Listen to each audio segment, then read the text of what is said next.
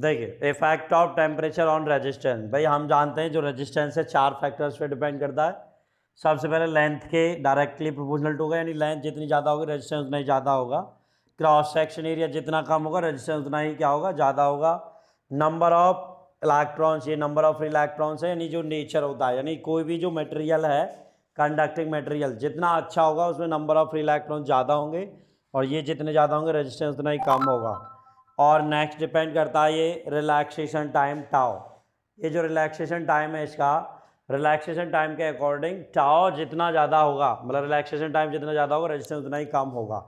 ठीक है भाई, तो अब मैं यहाँ से देता हूँ क्योंकि ये टेम्परेचर पे द्वारा अफेक्टेड होता है, तो resistance inversely proportional to relaxation time के, since relaxation time is equal to होता है हमारा जो उसकी फ्री मीन पाथ जो डिस्टेंस है लैम्डा बटे में उसकी रूट मीन स्क्वायर स्पीड, ये हमने फार्मूला लिखवाया था जब इसको बताया था। बेटा रिलैक्सेशन टाइम ये होता है कि मान लीजिए कोई भी इलेक्ट्रॉन जब फ्री मूवमेंट करता है इनसाइड द कंडक्टर, जब हमने कोई भी इलेक्ट्रिक फील्ड या पोटेंशियल डिफरेंस अप्लाई नहीं किया है, तो उसमें क्या होगा, जो इलेक्ट्रॉन जब रैंडमली मोशन करता है तो बेटा वो 2 कॉलिजन करेगा, मैक्सिमम 2 कॉलिजन उसके पॉसिबिलिटी हैं। तो जब वो एक कॉलिजन करेगा फिर उसके बाद एक और कॉलिजन करेगा और उसके बाद वो लगभग रेस्ट में आ जाएगा। तो उन दोनों कॉलिजनों को कवर करने में या दोनों वहाँ से वहाँ तक की डिस्टेंस को कवर करने में वो जितना टाइम लेता है उसे हम बोलते हैं रिलैक्सेशन टाइम। एक तरह से रिलैक्स सिंपल आना, भाई रिलैक्स में आ जाना रिलैक्सेशन ही कहलाता है। ठीक है बेटा, ये होता है। तो देखिए tau is equal to lambda बटे रूट मीन स्क्वायर स्पीड हमने ले ली। फिर एक बात और देखें, ये जो रूट मीन स्क्वायर स्पीड है इसका फार्मूला लिखा था हमने अंडर रूट में 3kTym। यहाँ पे के क्या बोल्ट्जमैन कांस्टेंट है, टी क्या टेम्परेचर और एम क्या है यहाँ पे मास ऑफ द इलेक्ट्रॉन बेटा। तो यहाँ से हम कह सकते हैं कि जो ये VRMS स्पीड है ये डायरेक्टली प्रोपोर्शनल टू किसके, टेम्परेचर के। ये वैल्यू उठा के अगर हम यहाँ रखें लैम्डा को कांस्टेंट कर लें तो टाओ डायरेक्टली प्रोपोर्शनल टू आ जाएगा स्क्वायर रूट टी, और ये वैल्यू उठा करके अगर हम यहाँ रख दें तो हमारा आ जाएगा resistance directly proportional to square root T. तो यहाँ से ये क्लियर होता है कि जो रेजिस्टेंस है वो टेम्परेचर पर डिपेंड करता है और स्क्वायर रूट में डायरेक्टली प्रोपोर्शनल टू होता है। ठीक है, तो यानी हम कह सकते हैं जैसे जैसे टेम्परेचर बढ़ेगा वैसे वैसे रेजिस्टेंस भी बढ़ेगा, और जैसे जैसे टेम्परेचर डिक्रीज होगा वैसे वैसे रेजिस्टेंस भी डिक्रीज होगा। नोट करिए इसे। ठीक है, ये टेम्परेचर पे यहाँ तो डिपेंड हो गया। अब हमें जैसे ऐसे कैलकुलेट करना है भाई, मान लीजिए क्वेश्चन भी हो सकते हैं, क्वेश्चंस को हम कैसे सॉल्व करेंगे उस तरह के इनको, तो ज़रा देखें इसमें फटाफट। भाई ये जब रिजॉल्व किया जाता है तो रिजॉल्व करने के बाद आता है कि भाई अगर T°C कोई टेम्परेचर है, वहाँ पे जो उधर दिखाया था वो एब्सोल्यूट टेम्परेचर था कैपिटल T, यहाँ पे ये नॉर्मल डिग्री सेल्सियस में है RT, यानी T°C पर जो रेजिस्टेंस होगा वो ये होगा कि 0°C पे जो टेम्परेचर है उसका, भाई 0°C पे जो टेम्परेचर वो, और 1 प्लस में अल्फ़ा टी, ये इसका एक फार्मूला निकल के आता है। यहाँ पे R0 मतलब रेजिस्टेंस है 0°C टेम्परेचर पर, रेजिस्टेंस एट 0°C, और अल्फ़ा क्या है, एक कांस्टेंट है और इसको हम बोल देते हैं टेम्परेचर कॉफिशिएंट, टेम्परेचर कॉफिशिएंट इसे हम बोल देते हैं। ठीक है, और टी क्या है, T°C है ये जिस पे हम उसे कैलकुलेट कर रहे हैं। ठीक, तो ये फॉर्मूला आता है इसका निकल करके, जनरली नोट कर लेंगे भाई इसे।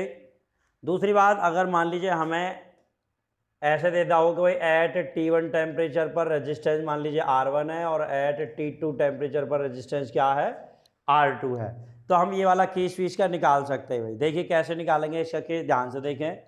तो यही फार्मूला मैं अप्लाई करूंगा, R1 is equal to R0 bracket में 1 प्लस अल्फ़ा T1, और R2 is equal to R0 और 1 प्लस अल्फ़ा T2। ठीक है, हम ये देखते हैं, मगर यहाँ पे हमें R0 की वैल्यू पता नहीं है, तो हम उस केस में क्या करेंगे, अब जब मान लीजिए हमें R0 नहीं गिवन है, R1 R2 गिवन है और T1 T2 गिवन है, तो उसका केस बनाते हैं हम इस तरीके से, जरा इसे समझने की कोशिश करेंगे सभी। ये होगा R2 is equal to R1 और 1 प्लस अल्फ़ा बाहर आ जाएगा और ये T2 माइनस के T1, हम इस तरह का इसे केस बना लेंगे।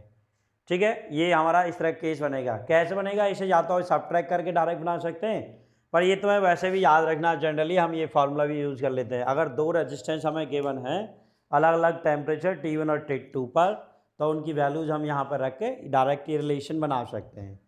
ठीक है, जैसे मैं एग्जांपल लेता हूँ छोटा सा कि भाई 20 डिग्री सेल्सियस पर, ठीक है ध्यान रखना, एट 20 डिग्री सेल्सियस पर जो रेजिस्टेंस है वो हमारा R1 गिवा हुआ, मान लीजिए 2 ओम दिया हुआ है, और अगर टेम्परेचर मान लीजिए 100 डिग्री सेल्सियस कर दिया जाए, तो इस 100 डिग्री सेल्सियस पर R2 कितना होगा, अगर हमें अल्फ़ा की वैल्यू भी गिवन है, मान लीजिए अल्फ़ा की वैल्यू हमारी 0.0025 इतनी वैल्यू गिवन है, तो हम यहाँ पे डायरेक्ट वैल्यू रख करके इसे कैलकुलेट कर सकते हैं।